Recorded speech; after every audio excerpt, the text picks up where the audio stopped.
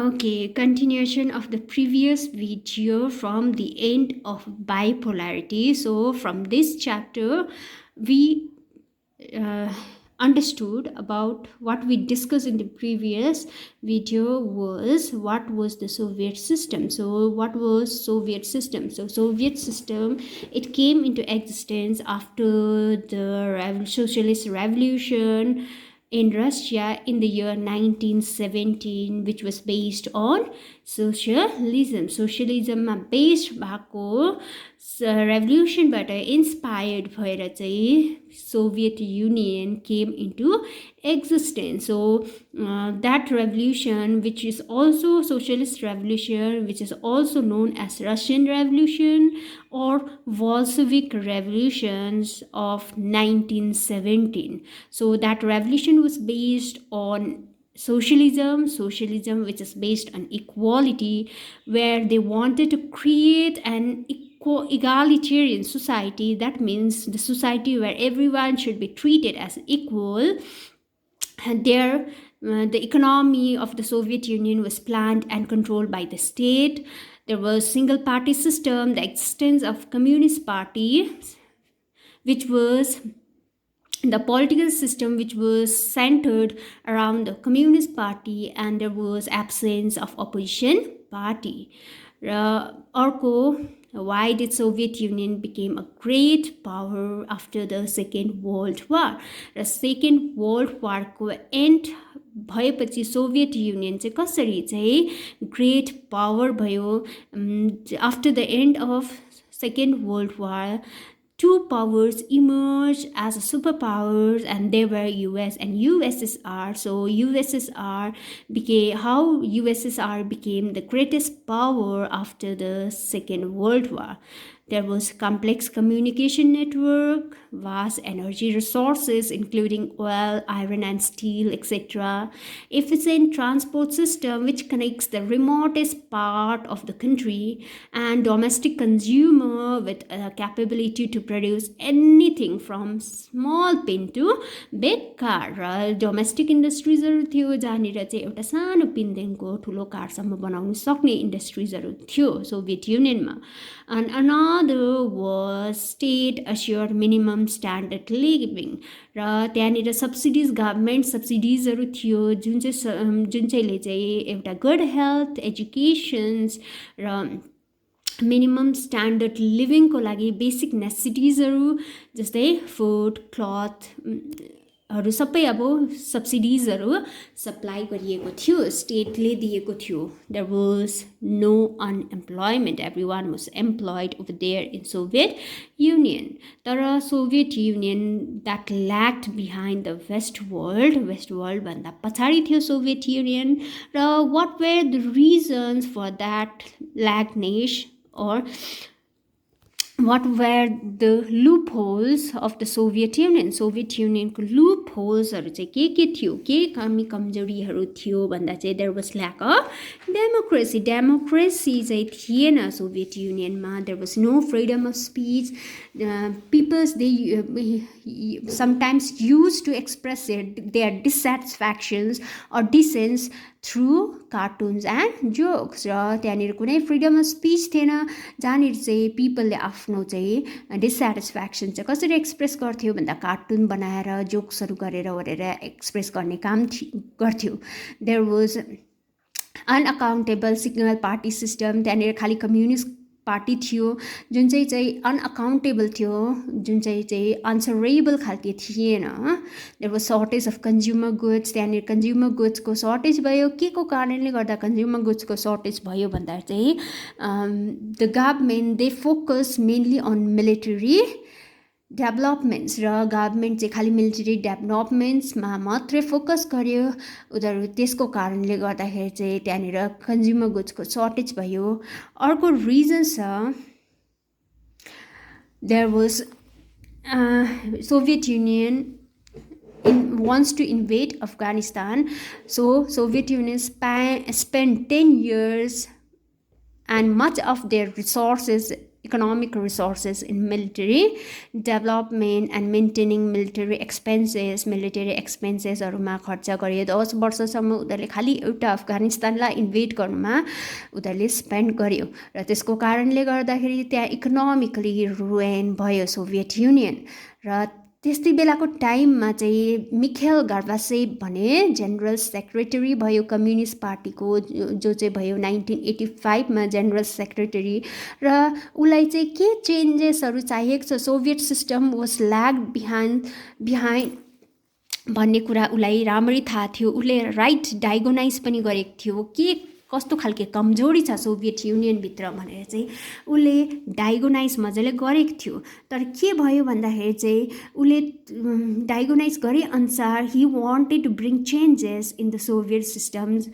Changes such as normalizing relation with the western world हैन western वर्ल्डसित relationship improve गराउन चाहन्थ्यो नर्मलाइज गराउन चाहन्थ्यो र अर्को पोलिटिकल रिफर्म्स यानि कि डेमोक्रेटिक गभर्नमेन्ट एस्टाब्लिस गर्ने र त्यस्तो खालके सिस्टम चाहिँ फलो हुनुपर्ने त्यस्तो खालके चेन्जेस चाहिँ त्यस्तो खालके रिफर्म्स इन्ट्रोड्युस गर्नु गर्बासेभले ट्राई गरे बट ही वाज अनसक्सेसफुल किन वाइ भन्दाखेरि चाहिँ because the other leaders from the communist party did not support Gorbachev so and he was very slow his rate of development or the rate of reform was very slow र Boris Yeltsin जो चाहिँ 1991 मा he emerged as a national hero Boris Yeltsin 1991 मा national hero भएर emerge भयो he won popular elections र popular election जितेर चाहिँ he became the first president of Russia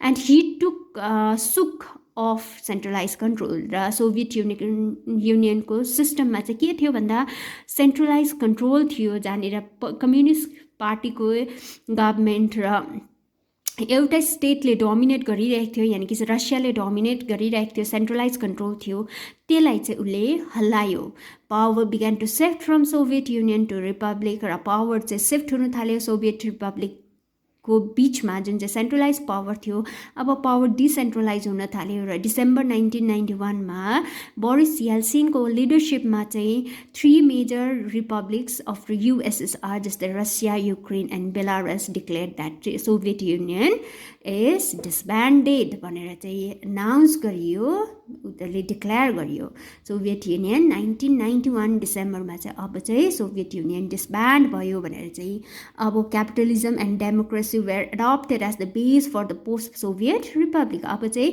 capitalism र डेमोक्रेसी फलो हुनुपर्ने त्यो आइडियोलोजी चाहिँ एडप्ट गर्नुपर्ने भनेर चाहिँ पोस्ट सोभियत रिपब्लिक्सहरू now they focused in order to develop their economy by adopting the ideology that is capitalism and democracy. But Soviet Union disintegrate in December 1991. So what were the causes for disintegration of Soviet Union?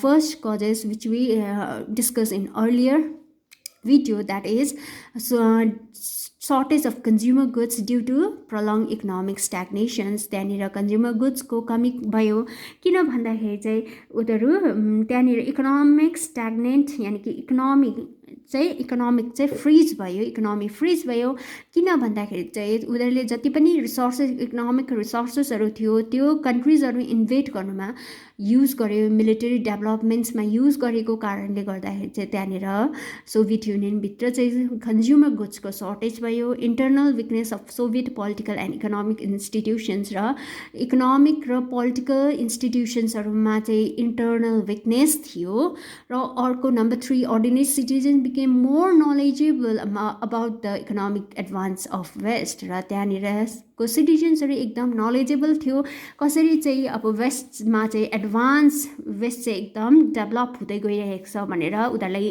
ज्ञात थियो the Soviet economy use much of its resources in maintaining nuclear and military development उनीहरूले Soviet economy चाहिँ खालि military डेभलपमेन्ट्समा खर्च गर्यो र nuclear वेपन्सहरू बनाउँदा ओर्दा त्यस्तोमा खर्च गर्यो त्यसको कारणले गर्दा इकोनोमी के भयो फ्रिज भयो the party bureaucrats gain more privileges than ordinary citizen. Party bureaucrats, they worked for their own welfare, not for the welfare of the ordinary citizen. र slow rate of Gorbachev reform पनि एउटा causes of disintegration of Soviet Union मा आउँछ. Gorbachev को reform जुन चाहिँ एकदमै slow rate of Gorbachev reform चाहिँ एकदमै स्लो रेटमा थियो.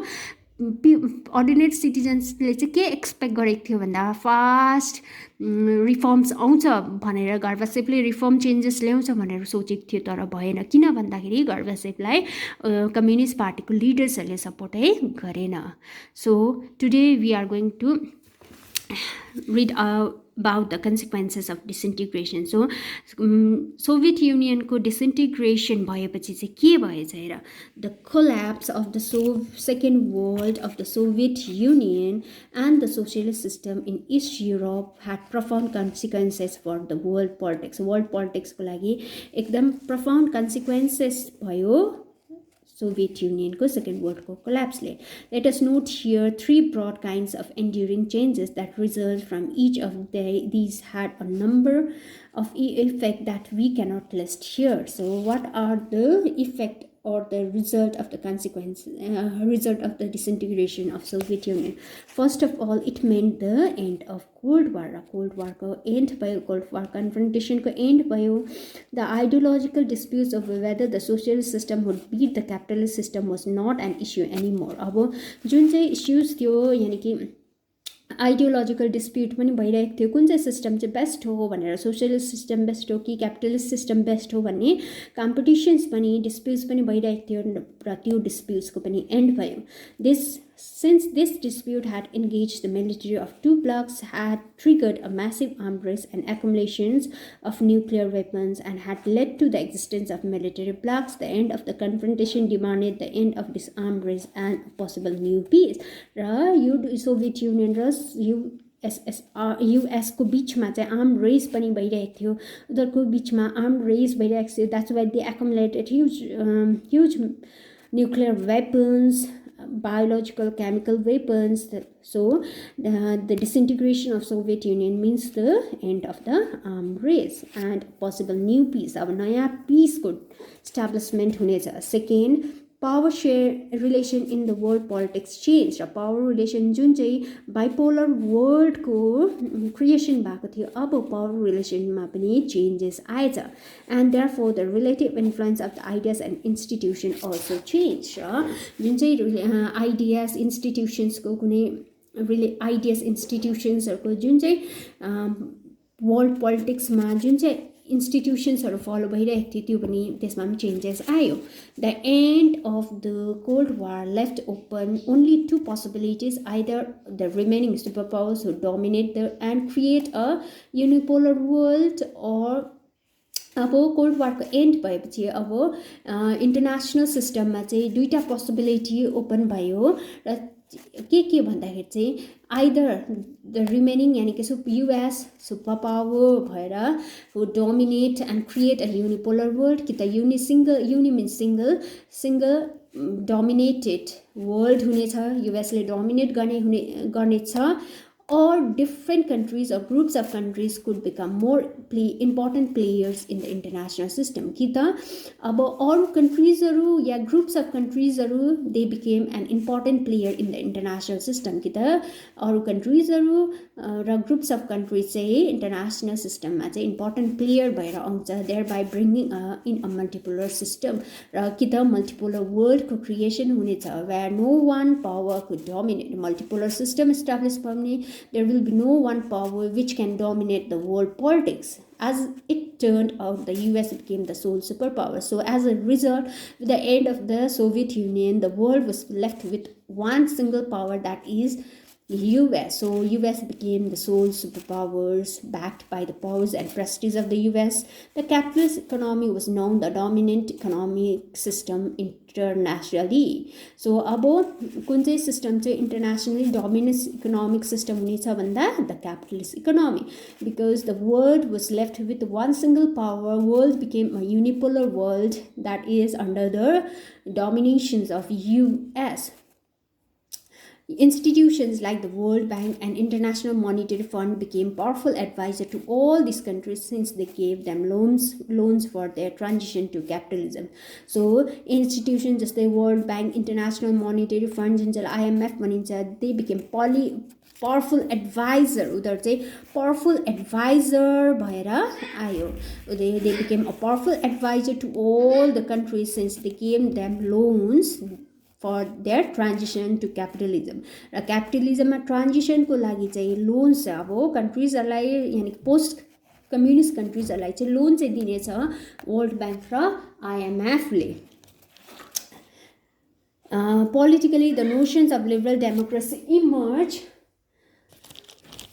as the best way to organize political life. र politically पनि अब liberal democracy ले चाहिँ अब best political life दिनेछ citizensलाई भनेर चाहिँ अब liberal democracy has to be adopted by all the post-communist countries because in the competitions between or the ideological disputes between US and USSR with the disintegration of USSR, the world was left and felt that the best way to organize a political life is by adopting the ideology that is liberal democracy. र third, the end of Soviet bloc meant the emergence of many new countries.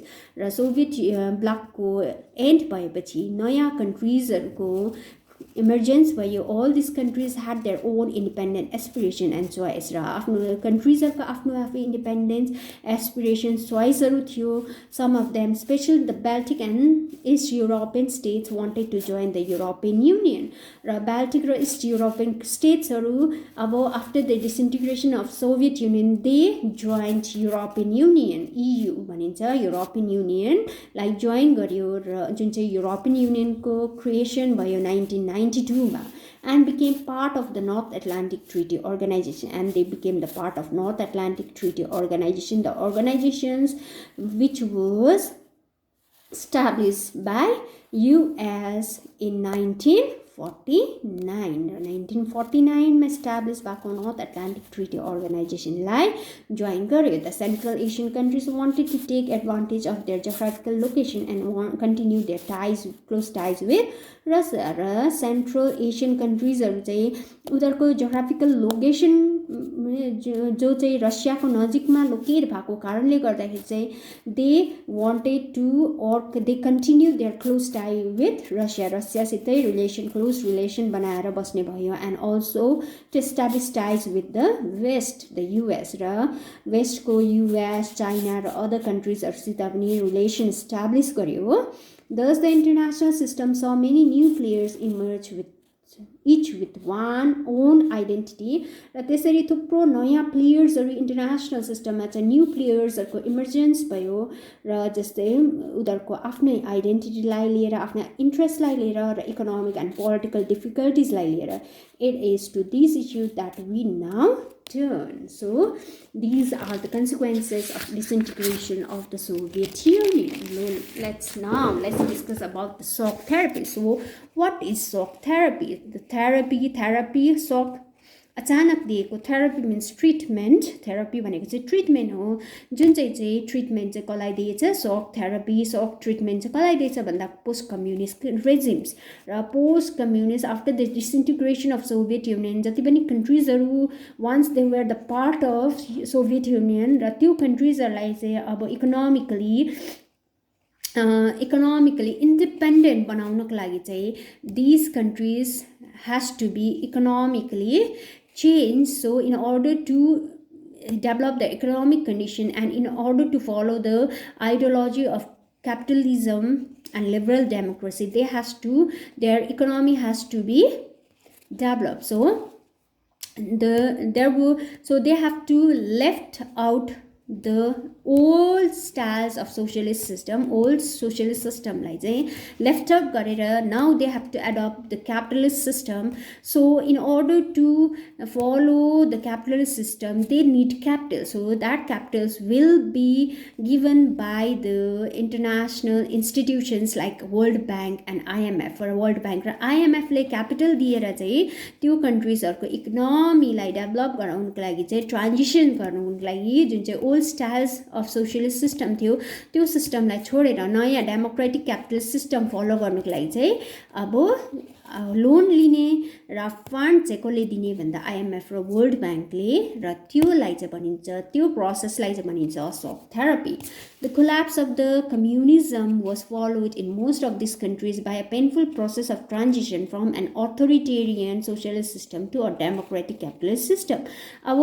पुरानो authoritarian socialist सिस्टमलाई छोडेर चाहिँ अब democratic capitalist system चाहिँ follow गर्नु पर्यो र त्यो ट्रान्जिसन्स त्यो model of transition in Russia Central Asia and East Europe that was influenced by the World Bank and the IMF came to be known as shock therapy र जुन चाहिँ model of transition हुने पुरानो सिस्टमलाई छोडेर नयाँ सिस्टमलाई follow गर्नु त्यो transition with the help of World Bank and IMF is called shock therapy. Shock therapy varied in intensity and speed amongst the former Second World countries. र Second World countries मा कतिवटा countries मा छिटो त्यो capitalist economy follow भयो भने कतिवटा countries मा ढिलो ट्रिटमेन्ट भयो यानी कि त्यो स्ट्याब्लिस हुनु धेरै टाइम लाग्यो but its direction and features were quite similar तर डाइरेक्सन र फिचर्स चाहिँ सिमिलर छ shock therapy varied but shock therapy varied in intensity and speed amongst different countries so each of these countries were to make a total shift into a capitalist economy which meant rooting out complete any structure evolved during the Soviet period. जति पनि structure follow हुन्थ्यो Soviet पिरियडमा त्यो स्ट्रक्चरलाई चाहिँ root out गरेर त्यो स्ट्रक्चरलाई चाहिँ छोडेर चाहिँ नयाँ स्ट्रक्चर फलो हुनु पर्यो that is capitalist structure above all this meant that private ownership was to be dominant pattern of ownership of property र अब ओनरशिप चाहिँ पहिला चाहिँ स्टेट ओनरशिप थियो भने चाहिँ अब त्यो स्टेट ओनरशिपलाई छोडेर चाहिँ प्राइभेट ओनरशिप फलो हुनुपर्ने प्राइभेटाइजेसन अफ स्टेट एसेट्स र स्टेट्सको जति पनि इन्डस्ट्रिजहरू छ प्रपर्टिजहरू छ त्यो सबैलाई चाहिँ प्राइभेटाइजेसन्स गराउनु पर्ने and cooperative ownership pattern were to be immediately brought in र कोअपरेटिभ ओनरशिप प्याटर्न फलो हुनुपर्ने collective farms were to be replaced by private farming and capitalism in agriculture र सोभियत सिस्टममा कलेक्टिभ फार्म्स हुन्थ्यो भने अब चाहिँ त्यसलाई चाहिँ रिप्लेस गरेर प्राइभेट फार्मिङ गर्नु पर्यो र एग्रिकल्चरमा पनि क्यापिटलिजम फलो हुन थाल्यो this transition ruled out an alternate or third way other than state control socialism and capitalism र त्यो ट्रान्जिसन चाहिँ थर्ड वे अल्टरनेट भयो पोस्ट कम्युनिस्ट कन्ट्रिजहरूलाई in order to build up their economy Shock therapy also involved a drastic change in the external orientation of these economies. Shock therapy ले चाहिँ external orientations economics post-communist countries economies external orientation bio developments were now emphasized through more trade development कसरी गर्नु पर्यो through open trade follow गरेर चाहिँ free trade गरेर चाहिँ development ल्याउनु पर्ने and thus a sudden and complete switch to the free trade was considered essential र फ्री ट्रेड गराउनु पर्ने the free trade regime and foreign direct investment यानि कि एफडिआई फरेन डाइरेक्ट इन्भेस्टमेन्ट हुनेछ र फ्री ट्रेड हुनेछ जस्तै मल्टिनेसनल कम्पनीजहरूले डाइरेक्ट इन्भेस्ट गर्नेछ त्यो पोस्ट कम्युनिस्ट कन्ट्रिजहरूतिर were to be main engines of change र चेन्जेस रिफर्म ल्याउनुको लागि चाहिँ त्यो चाहिँ मेन इन्जिन भयो यानि कि एफडिआई फरेन डाइरेक्ट इन्भेस्टमेन्ट चाहिँ ओपन हुनु पर्यो फ्री ट्रेड हुनु पर्यो this also involve openness to foreign investment र foreign investment मा पनि ओपन हुनु पर्यो ओपन